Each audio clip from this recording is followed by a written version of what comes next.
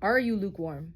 I don't think it's any coincidence that the lukewarm church, the church of Laodicea, Laodicea in the Greek literally means people's rights.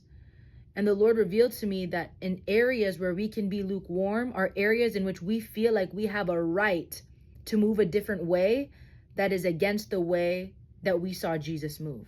Somebody offends you, you have a right to feel a kind of way. Why? Because of their action. But when we look at Jesus, when we look at his character, we see that he had a right to go and smite everyone that was beating him up or mocking him or spitting on him or misunderstanding him. Yet the way of the kingdom is humility. The way of the kingdom is picking up your cross and dying daily. And so the Lord revealed to me any area in my heart where I feel like I have a right to move in the flesh rather than to move in the spirit are areas where I have not fully surrendered unto the Lord. This is why he tells that church.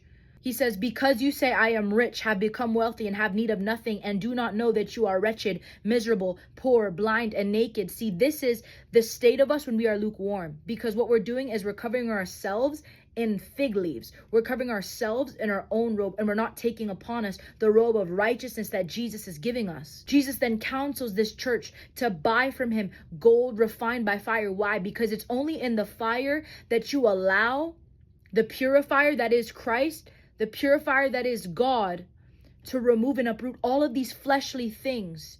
See, we are called to walk in the Spirit. Those that walk in the Spirit are the sons of God.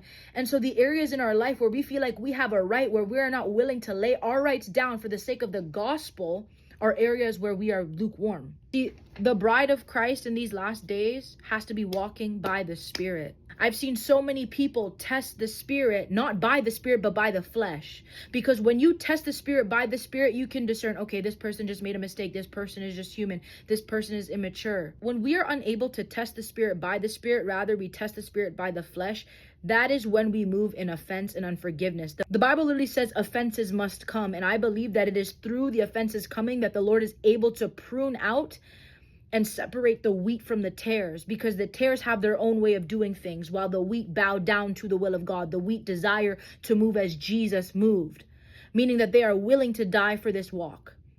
They are dying daily. They are willing to be mocked and persecuted. They understand that it is only in this life that we get to suffer with Christ. What an honor it is. And so I ask you, are you lukewarm?